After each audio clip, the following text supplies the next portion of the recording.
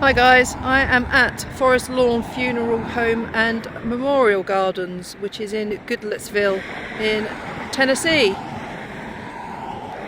And we're going to have a little look around the cemetery and see some country music stars and their final resting places. Let's go, shall we? Let's go.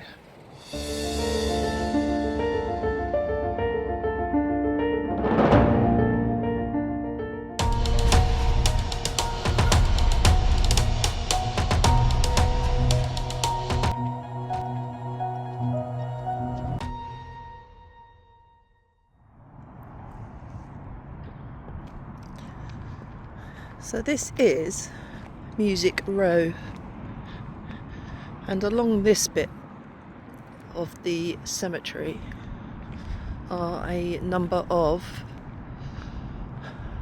country music musicians, and we're going to walk along and take a look at who's here and talk about some of them. There really are some of them have had a very tragic death. The cemetery's quite big actually, but it is, as usual, very beautiful.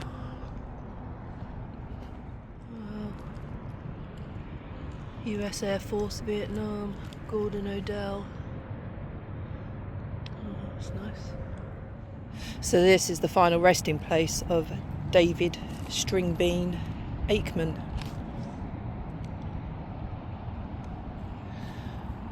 A little banjo on his marker there. How cool. So David was born 17th of June 1915. He died 10th of November 1973.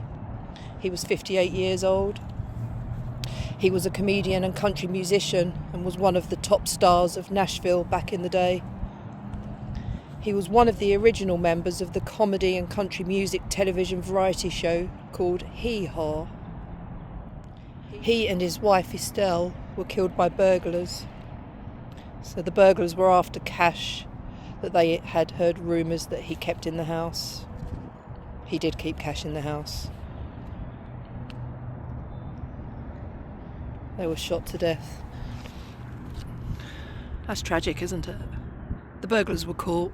They were given prison sentences, but unfortunately David and Estelle were given a life sentence, weren't they? That's really sad.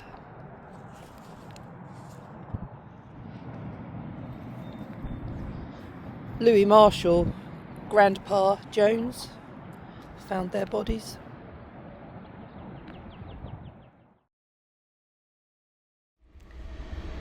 So that's the house where David Stringbean Aikman and his wife lived, and that's the house where David was shot.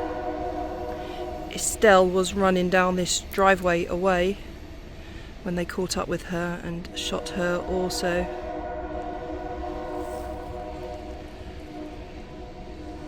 But that's the house.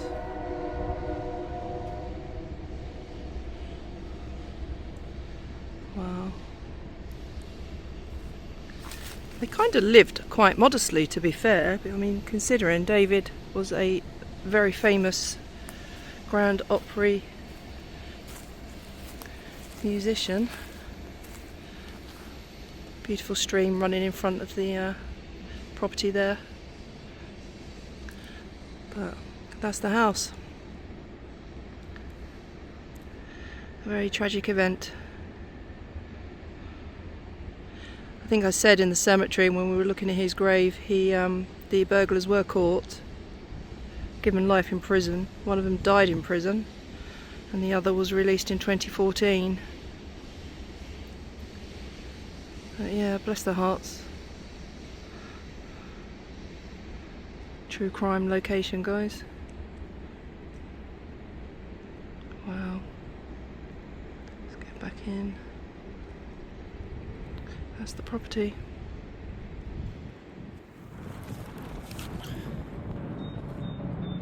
So this is the final resting place of Lloyd Cowboy Copus. He was born 15th of July 1913.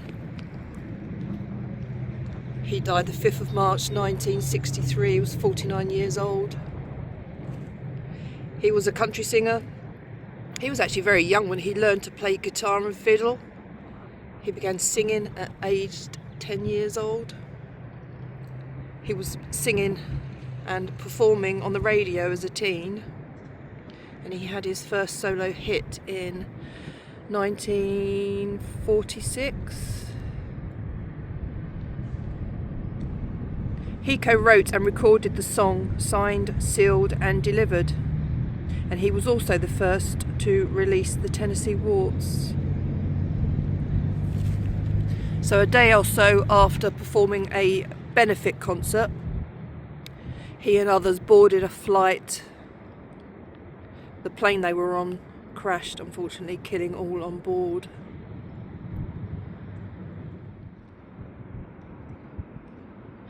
The death of Cowboy Copus, Hawkshaw Hawkins and Patsy Cline caused a big loss to country music.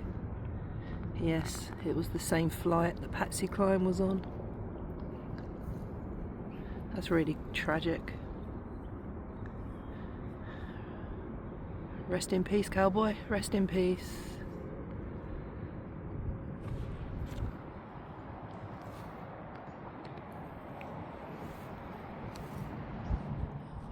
And this spot here is the final resting place of Hawkshaw Hawkins. Hawkshaw was born 22nd of December 1921 and he died on the 5th of March 1963 in the same crash that killed Patsy Cline and Cowboy Copus.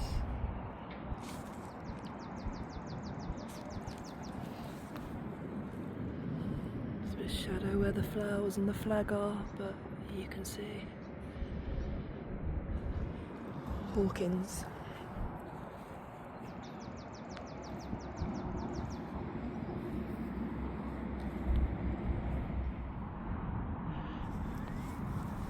Judy B. Baker, August 9th, 1924, February 25th, 2000, Country Music's hostess.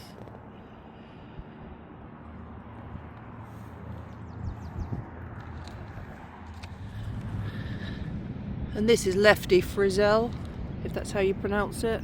Apologies if it isn't. Born 31st of March 1928, died July 19th, 1975. Guitar there on his marker. He was 47 years old when he died, but between 1950 and 1953 this guy had 13 hit records. He wrote songs and performed. He was the first country music singer to appear at the Hollywood Bowl, and I think that's pretty awesome. Rest in peace, Lefty.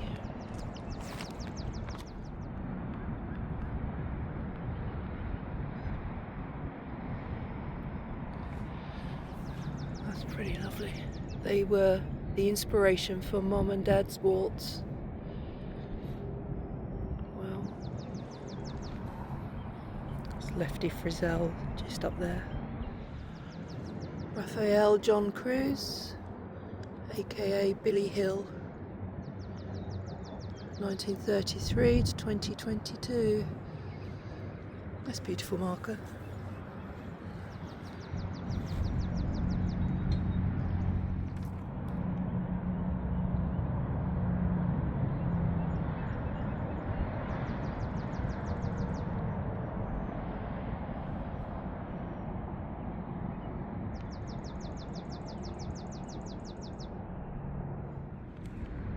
So this is Ramsey D. Hughes, known as Randy. He was born 1928, died 1963. He was a recording session guitarist, and he was owner of the plane that crashed on the 5th of March 1963. His father-in-law was Cowboy Copus, who's there. And Patsy Cline was one of his clients. That's a tragic accident, wasn't it? It really was. But yeah, Randy Hughes. Rest in peace.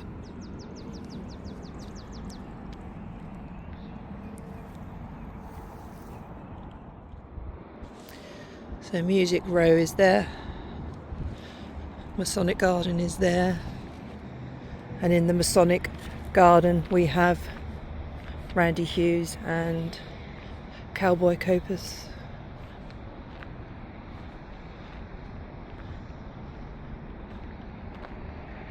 You guys can see that statue way over there. Look at that. I'm going to check that out in a minute.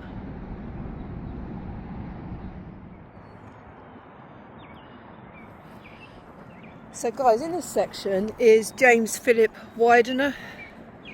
He played rhythm guitar with Hank Snow.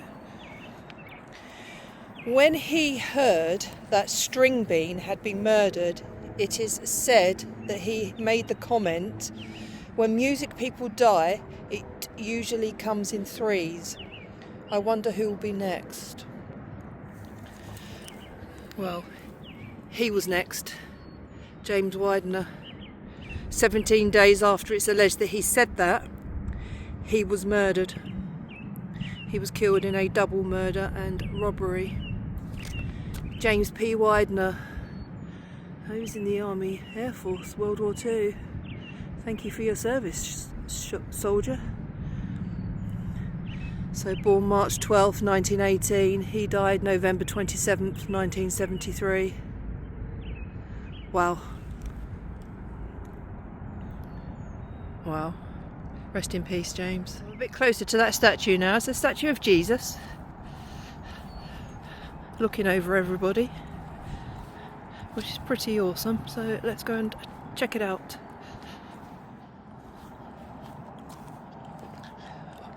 Walking the path to Jesus.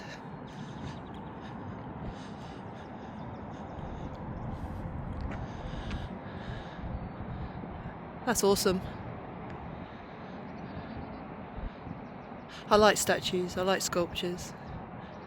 And you do find some really beautiful ones, don't you, in cemeteries, graveyards. Wow.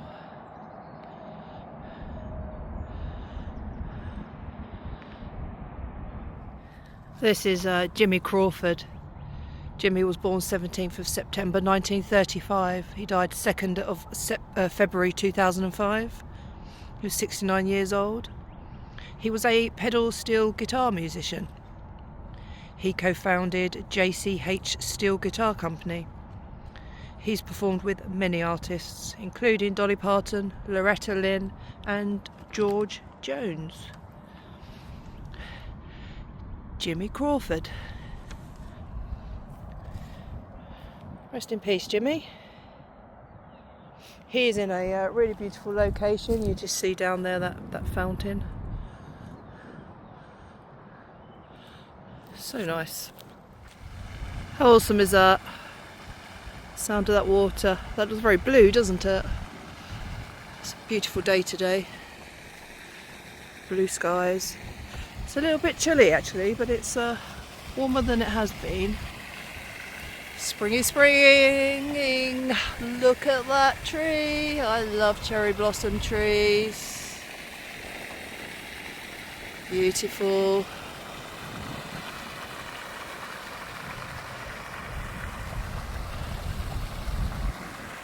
I could just stand here for the rest of the day and listen to the water. So nice. I just had to walk round to the other side. Oh.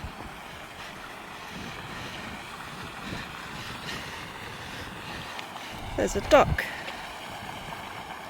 I don't think it's real.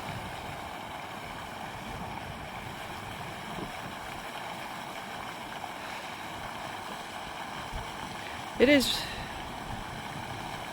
not real. I had to look at that for a bit first. Another one there. My goodness, I had to look at that far too long to realise it isn't real. How weird. But anyway, there's the fountain and the unreal ducks. Oh dear, I do worry for me sometimes, I really do. How do I do life? Okay, I know there's shadows on it, I'll take you closer in a second, but this is Jack Anglin. He was born May 13th, 1916, he died March 7th, 1963.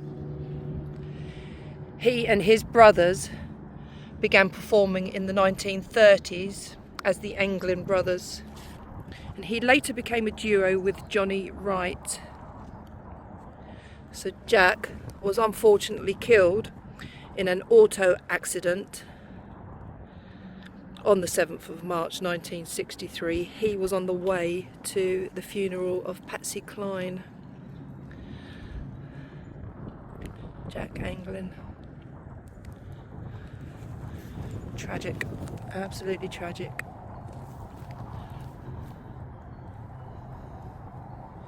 Wow, rest in peace, Jack and Louise. Oh, that's really cool. Guitar and music notes on there.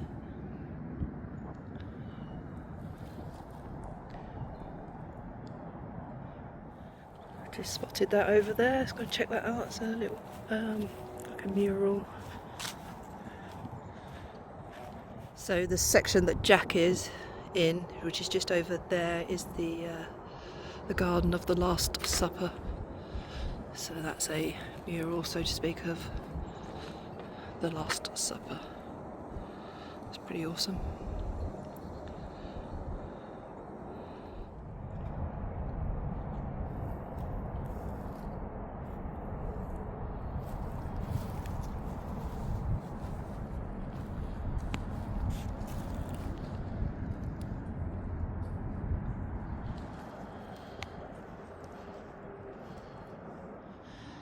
Tennessee is such a beautiful location, it's unbelievable.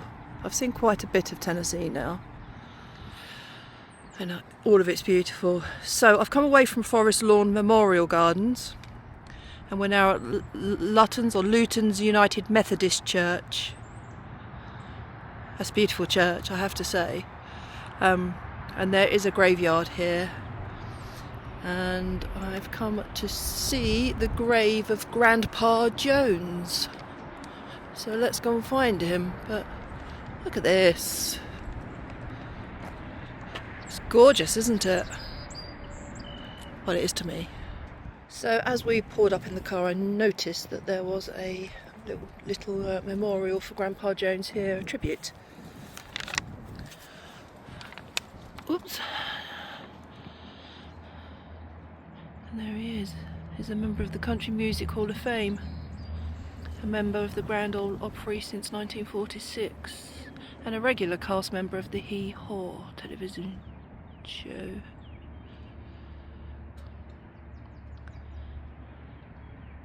Wow, that's pretty nice. And his grave is right up the hill at the back somewhere, so let's go and find him. On the go with Flo, has got a head start on me. So this is all uphill. Of course it is. Why wouldn't it be? I kind of need the exercise, so here we go. Let's see if we can catch up with Flo. Oh, Joe Johnson Jr., April 6th, 1933 to November 1st, 1934. Oh, that's sad. Beautiful little graveyard. There's the church there. There he is, there's Grandpa Jones. Grandpa Jones. He was a banjo player, as you can probably guess from his grave marker. This is pretty, look. How lovely is that? Wow. So, I'm out of breath. So the reason I've come to see Grandpa Jones and pay my respects is, one, he was a musician in his own right, and I kind of think he was performing right up into his 80s, near the time of his death. I think he died as a result of strokes. But he was the one that found Stringbean Aikman and his wife deceased after they had been shot. We talked about those in the other cemetery. But this poor soul was the person who found them. So, Grandpa Jones, thank you for the music, thank you for the entertainment, and I'm so sorry you had to witness what you witnessed. Rest in peace. That is a beautiful headstone, I have to say. I love it. Grandpa Jones is right up on the hill, looking down over there. And there's a little bit more to the graveyard. Look, goes through the trees. So whilst this isn't a graveyard tour, we can have just a very quick look around. So we've seen Grandpa Jones, Mary Ann Mays, 1882 to 1935 at rest. Look, guys. Wow.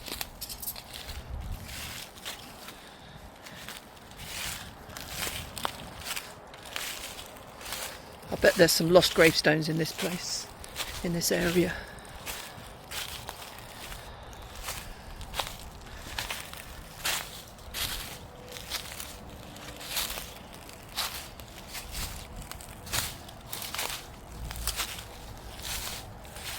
Crunching of the leaves.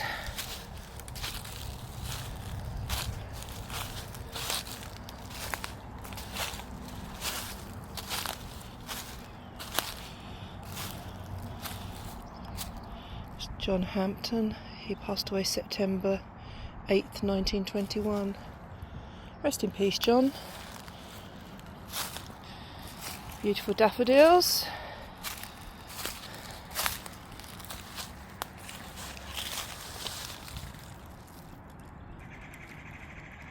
1924. I don't know if he was born that day or died that day.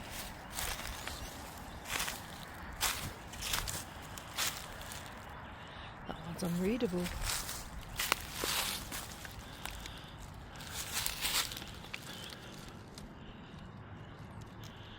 It kind of looks like two people here, but I cannot read those dates properly. I can read 1926.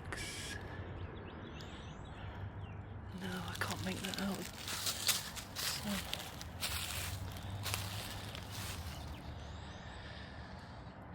Willie Mae Johnson, wife of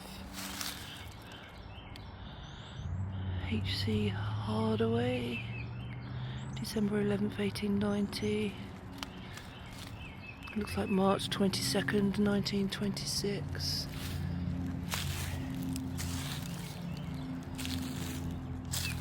Wow.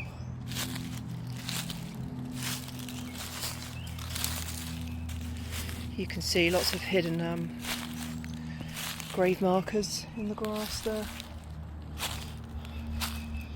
Look at that.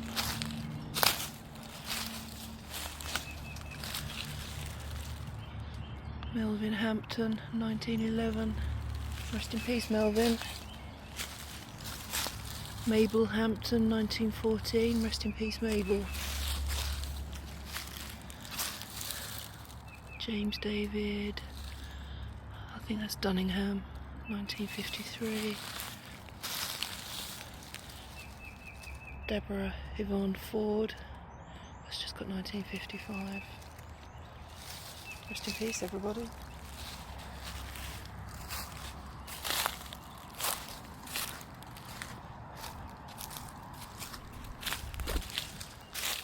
Oh, baby. Ruby P. McCoy, October 7th, 1943. Oh, Ruby, rest in peace. This is the McCoy family by the looks of it.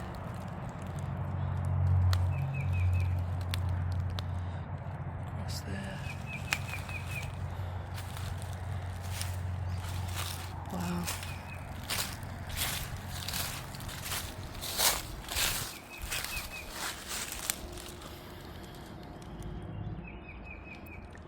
Lee somebody or other. Lee G. Adams. It's 1950 something, I can't see. I'm not going to dig around too much.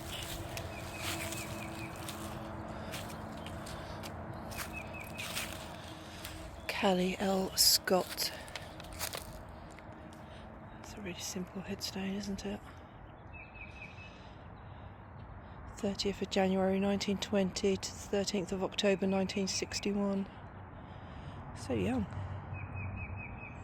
My goodness. I bet there's more up there. I'm not going up there though. We shall head back down, go past Grandpa Jones. It's over there. And you can see the cemetery goes, well, the graveyard goes up there as well. Really beautiful. Really beautiful. But there you go. I gave you an extra look around, but I came to see Grandpa Jones. Bless his heart. Rest in peace. So I'm now going to take you to a little inscription that I saw as we were driving down to the last grave, which was over there. And I'm going to let you have a read because I found it quite moving. So let's get you closer to that so you can read it.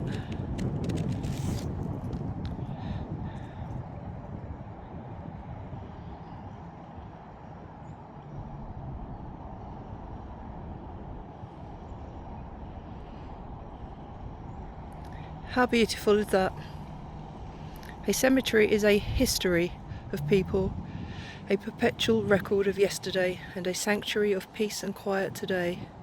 A cemetery exists because every life is worth loving and remembering always. I couldn't agree any more than I do. But that's beautiful, isn't it?